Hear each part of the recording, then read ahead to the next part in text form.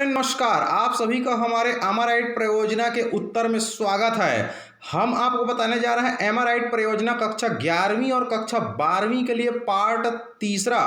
इसके पहले आपको मिल जाएगा पार्ट 1 और पार्ट 2 जो है देख सकते हैं आप हमारे वीडियो को। डिस्क्रिप्शन बॉक्स में भी आपको लिंक मिल जाएगा या वीडियो लिस्ट में जाकर आप देख सकते हैं। ये है पार्ट तीसरा जो है कक्षा 11वीं और कक्षा 12वीं के लिए। छत्तीसगढ़ शासन स्कूल संचालनालय शिक्षा विभाग की ओर से एक परियोजना जारी की गई है। इस परियोजना के माध्यम से आपको आगे भविष्य में कुछ नंबर भी मिल सकता है। तो ये नए स्टूडेंट के लिए है कहना चाहिए। जो स्टूडेंट कक्षा 9वीं से पास होकर 10वीं चले गए हैं, 10वीं से पास होकर 11वीं चले गए हैं और 11वीं से फिर 12वीं चले गए हैं, उनके लिए है। ये है प्रश्न 10वां। इसके पहले का प्रश्न का उत्तर मैं बता चुका हूं।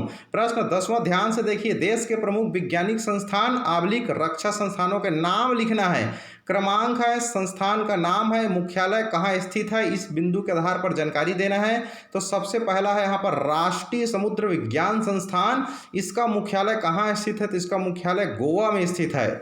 दूसरा है भाभा परमाणु अनुसंधान केंद्र। तो इसका मुख्यालय मुंबई में स्थित है। तीसरा है इंदिरा गांधी परमाणु अनुसंधान केंद्र। इसका मुख्यालय कल्पाक्कम तमिलनाडु में है। चौथा है विक्रम साराभाई स्पेस सेंटर, तिरुवनंतपुरम केरल में है। पांचवा है इसरो उपग्रह केंद्र, बेंगलोर कर्नाटक में है। छठवां है कोशिकीय एवं आणविक जीव विज्ञान केंद्र। ये है, इसका मुख्यालय हैदराबाद में है। सातवां है जीनोमिकी जीव विज्ञान संस्थान। तो इसका मुख्यालय है दिल्ली में।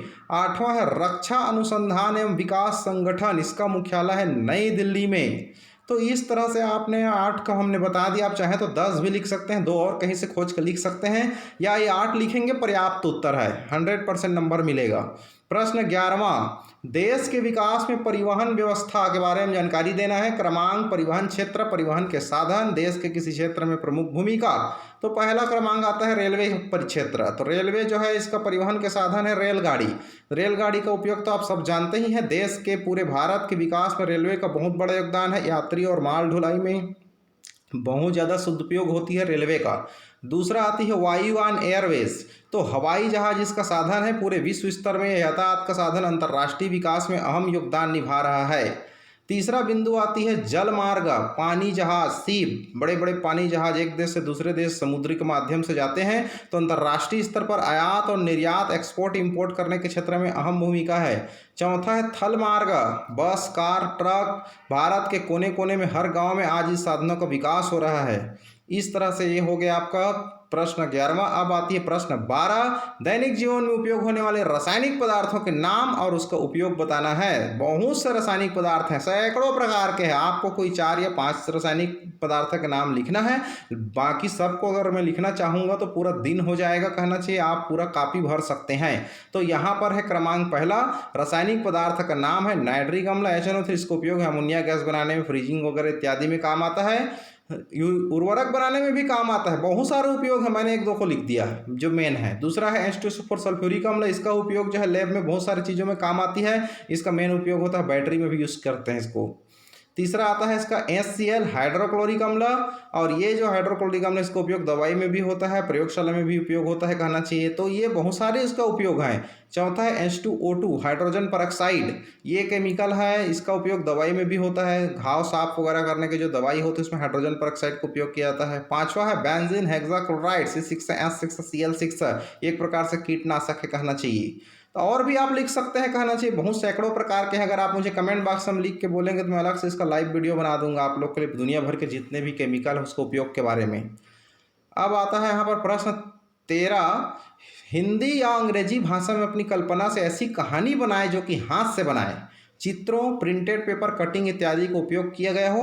तो मैं आप लोग को एक चित्र दिखा रहा हूँ कहना चाहिए। वो चित्र से आपको कहानी लिखना है। वर्तमान में जो घटना परिवेश चल रही है उसके हिसाब से, परिस्थिति के हिसाब से मैं एक चित्र बनाया हूँ। आप चाहें तो दूसरा चित्र भी बना सकते हैं। अपनी दिमाग का प्रयोग करके आप और अच्छे से बना सकते हैं, क्योंकि हमारा मकसद आपकी हेल्प करना है। तो हम आपको क्लू दे रहे हैं। आप चाहो तो उस क्लू को लेकर के, उस हिंट, उस संकेत के माध्यम से आप और मेरे से अच्छा बेहतरीन चित्र बना सकते हैं आप, और एक कहानी लिख सकते हैं। अब देखिए यहाँ पर कहानी को दर्शाते हुए मैंने एक चित्र बनाया है। इस चित्र को आप ध्यान से देखिए। इस चित्र को आप ध्यान से देखेंगे तो कुछ तो कहानी आपको इसमें नजर आएगी। देखिए इस चित्र को आप ध्यान से देखिए, कुछ कहानी दिख रहा होगा इसमें। क्या कहानी दिख रहा है? एक वृक्ष है, वो ऑक्सीजन गैस सप्लाई कर रहा है, छोड़ रहा है, और यहाँ पर उसके बदले में हमको क्या लगाना पड़ेगा? पेड़ लगाओ।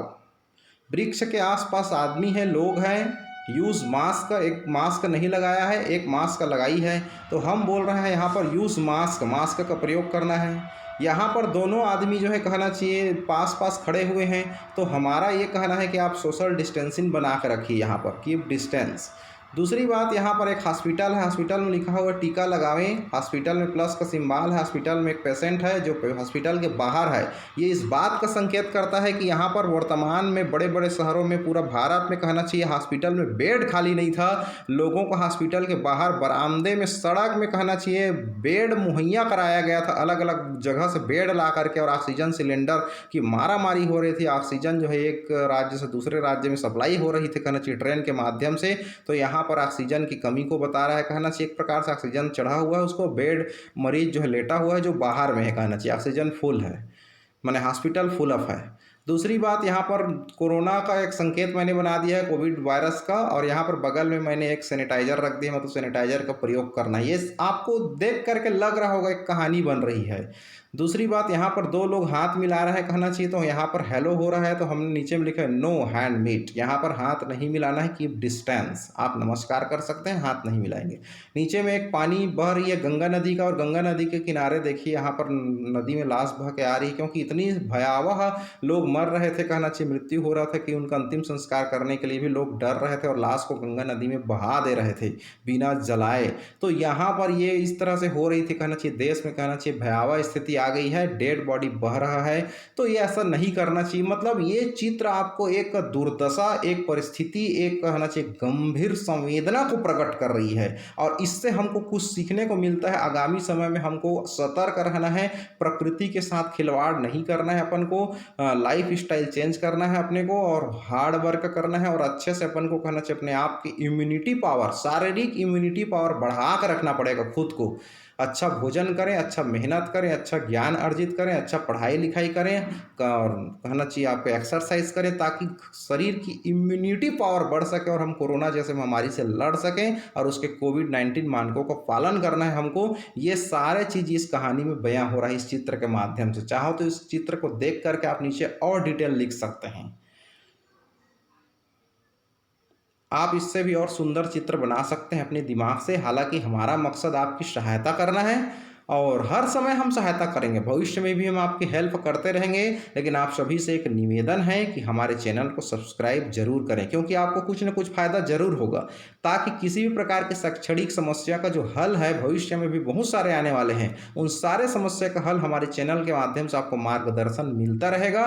इसके लिए आप हमारे चैनल को सब्सक्राइब करके जो बेल आइकन घंटी है उसको जरूर दबाई जाए, ताकि घंटी दबाया रहेंगे तभी हम जो भी वीडियो बनाएंगे उसका सूचना जो है, नोटिफिकेशन आप तक पहुंचेगा। तो स्टूडेंट की भलाई से रिलेटेड, उनके रोजगार से रिलेटेड, उनके पढ़ाई लिखाई से रिलेटेड हमारे चैनल में शैक्षणिक, रोजगार समाचार, परीक्षा से संबंधित, असाइनमेंट से संबंधित, ऑनलाइन क्लास, गणित का, विज्ञान का, अंग्रेजी का, सामान्य ज्ञान का, कैरियर से संबंधित, अलग अलग कहना चाहिए कंपटीशन एग्जाम से रिलेटेड, और वैकेंसी जो भी रोजगार सूचना आती है उनसे रिलेटेड वीडियो हम बनाते रहते हैं, और इसकी सूचना आपको मिलता रहेगा। इसलिए हमारे ये निवेदन है, छत्तीसगढ़ के सभी स्टूडेंट से निवेदन है, उनके पालकों से निवेदन है कि आप इस चैनल को सब्सक्राइब करके रखें, ताकि आपको समय पर महत्वपूर्ण सूचना हमारी वीडियो के माध्यम से आपको मिल सके। इसलिए आप चैनल सब्सक्राइब करके बेल आइकन दबा कर रखें, यही आपसे निवेदन है।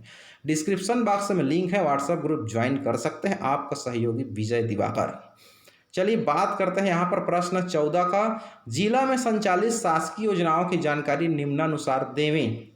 तो यहाँ पर क्रमांक है, योजना का नाम है, विभाग का नाम है, लाभान्वित वर्ग है, योजना में प्रदाय की जाने वाली सेवा सामग्री। वैसे तो सैकड़ों प्रकार की योजना चल रही है छत्तीसगढ़ सरकार का।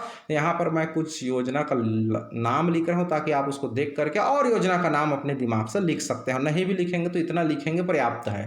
पहला है सबसे फेमस पढ़ाई तुहर द्वार योजना, आप सब जानते हैं, स्कूल शिक्षा विभाग चला रही है इसको। इसमें है लाभान्वित वर्ग, इसमें छात्र छात्राएं ही इसका फायदा उठा रहे हैं, और इसमें ऑनलाइन क्लास होती है। दूसरा है खूबचंद बघेल स्वास्थ्य योजना, इसका स्वास्थ्य विभाग से संबंध है, आम जनता को इसका लाभ मिल रहा है, दवाई मिल रही, इलाज मिल रही है। तीसरा है मिनी माता अमृत धारा नल योजना, इसमें सिंचाई विभाग इरिगेशन से रिलेटेड है कहना चाहिए, जल विभाग से, और ये जो है आम जनता ग्रामीण इसका लाभ उठा रहा है और इसमें पानी कनेक्शन नल जल योजना के तहत दिया जाता है। चौथा है खाद्यान्न वितरण। तो खाद्यान्न वितरण जानते हैं पीडीएस का जो सिस्टम है, हर गांव में सोसाइटी है खाद्यान्न का, वहां पर आपको खाद्य विभाग के माध्यम से आपको आम जनता को यहाँ पर कहना चाहिए राशन कार्ड के माध्यम से बीपीएल एपीएल सबको चावल नमक चना शक्कर मिट्टी तेल इत्यादि प्रदान किया जाता है। आप चाहें तो पांचवा छठवां और भी बहुत सारी योजना है, उस सब योजना का नाम लिख सकते हैं। प्रश्न 15, प्रत्येक छात्र अपने घर बाड़ी अन्य क्षेत्र में एक वृक्ष लगाइए और एक फाइल में उसकी ऊंचाई सप्ताह में माप कर वृद्धि को सेंटीमीटर में अंकित करेंगे। स्कूल खुलने पर यह फाइल जमा की जाएगी। विश्व पर्यावरण दिवस 5 जून के उपलक्ष्य में आपको लगाना है। तो हमारे घर में आम का 4 वृक्ष हमने लगाया है, प्रत्येक सप्ताह इसकी ऊंचाई 6 सेंटीमीटर है। काफ़ी दिनों पहले यह पेड़ लगाया जा चुका है। वर्तमान में इन चारों आम के वृक्षों की ऊंचाई 7 फीट हो चुका है। तो आपको इसका फाइलिंग तैयार करना है। इस तरह से आप भी कुछ लगाए होंगे, उसको फाइलिंग तैयार कर लीजिए। आम का, जामुन का, नीम का, मुनगा का, कोई ना कोई एक पेड़ जरूर लगाइए अपने घर में और उसको फाइलिंग तैयार कीजिए और उसके बारे में लिखना है और लिख करके आपको जमा करना है स्कूल में। तो इससे आपकी स्कूल के प्रति जो संवेदना है और आप कितना एक्टिव है उसको आपकी स्कूल के teacher, principal, class teacher, subject teacher आपको समझेंगे कि आप कितनी सचेत हो, और आप जमा करेंगे। इससे आपकी होनहार, आपकी इंटेलिजेंसी, आपकी व्यवहार कुशलता प्रकट होती है कि आप बेस्ट स्टूडेंट हो और आपको फ्यूचर में अच्छे नंबर मिलेंगे। क्योंकि आगामी समय में हर चीज़ जो है ऑनलाइन होने वाला है, इसलिए कुछ ऑफलाइन पढ़ाई होगा और कुछ ऑनलाइन होगा। तो ऑनलाइन में उन्हीं स्टूडेंट को ज़्यादा नंबर मिल रहा है अभी के समय में जो व्यवहारिक रूप से जुड़े हुए हैं अपने स्कूल से। प्रश्न 16, कोरोना महामारी पर 150 शब्दों में एक निबंध लिखिए। मैं थोड़ा कम शब्दों में लिखा हूँ, आप उसको और थोड़ा जमा करके और अच्छे से लिख लीजिए। हालांकि मैंने बेस्ट निबंध आपको बता रहा हूँ कोरोना महामारी के संबंध में। कोरोना वायरस का संबंध एक वायरस के ऐसे परिवार से है जिसके संक्रमण से जुकाम से लेकर सांस लेने में तकलीफ, बुखार, सर दर्द जैसी समस्या हो सकती है। ये मेरा अपना विचार है, आप उसको और घुमा फिरा करके और अच्छे से लिख सकते हैं। इस वायरस का संक्रमण दिसंबर में चीन के वुहान शहर में हुआ था। बुखार, खांसी, सांस लेने में तकलीफ इसके लक्षण है। यह वायरस एक व्यक्ति से दूसरे व्यक्ति में फैलता है। मैं एकदम बिल्कुल आम भाषा में लिख रहा हूं जो अनुभव हम देखे हैं, इसलिए इसे लेकर बहुत सावधानी बरतनी चाहिए। कोरोना संक्रमित व्यक्ति के फेफड़े में ऑक्सीजन स्तर कम हो जाता है, नाक में म्यूकस जमा हो जाता है, मुंह का स्वाद बिगड़ जाता है। कोरोना वायरस में जब संक्रमण की शुरुआत होती है तो पहले बुखार आता है, फिर खांसी, सूखी खांसी होती है, फिर हफ्ते बाद सांस लेने में परेशानी होने लगती है। इसका कोई सटीक इलाज नहीं निकला है। इसमें बीमारी के लक्षण कम होने वाली दवाइयाँ दी जा सकती है। जब तक आप ठीक न हो जाएं तब तक आप दूसरों से अलग हों। हॉस्पिटल या घरों में आइसोलेशन में रहना चाहिए। समय समय पर हाथों को साबुन से धोना चाहिए। सैनिटाइजर का प्रयोग करना चाहिए। मास्क का प्रयोग करें। सोशल डिस्टेंसिंग बना कर रखें। भीड़ भाड़ वाले क्षेत्र में न जाएं। संक्रमित व्यक्ति या जगह में न जाएं। घर पर रहें, सुरक्षित रहें। मैंने बिल्कुल सार बात लिखा है। आप चाहें तो कहना चाहिए अपनी हिसाब से और अच्छे से लिख सकते हैं और ज़्यादा लिख सकते हैं। हालांकि हमारा मकसद आपकी सहायता करना है। हर समय भविष्य में भी हम सहायता करते रहेंगे। आप सभी से निवेदन है कि आप हमारे चैनल को सब्सक्राइब जरूर करें ताकि किसी भी प्रकार की शैक्षणिक समस्या का हल आपको हमारी चैनल से मिल सके। बेल आइकन जरूर दबाई जाए ताकि सूचना आपको मिल सके। हमारी चैनल में शैक्षणिक समाचार, रोजगार समाचार, परीक्षा संबंधी, असाइनमेंट संबंधी, ऑनलाइन क्लास, गणित, विज्ञान, अंग्रेजी, सामान्य ज्ञान की पढ़ाई होती है। कैरियर मार्गदर्शन होता है। डिस्क्रिप्शन बॉक्स में लिंक है, व्हाट्सएप ग्रुप ज्वाइन कर सकते हैं। चैनल को सब्सक्राइब करके रखें, बहुत सारे फायदे आपको कुछ न कुछ मिलेगा। आपका सहयोगी विजय दिवाकर, बहुत बहुत धन्यवाद। शेष प्रश्न आप स्वयं अपनी विवेक से बना सकते हैं। 2 शेष प्रश्न है जिसको खुद को एनालिसिस करना है और खुद की एक्टिविटी से बनाना है। उसका कोई लिखित नहीं बनेगा, वो एक प्रैक्टिकल है, उसको स्वयं को प्रैक्टिकल करना है। धन्यवाद। आप सभी प्यारे बच्चों को बहुत बहुत शुभकामनाएं। Best of luck.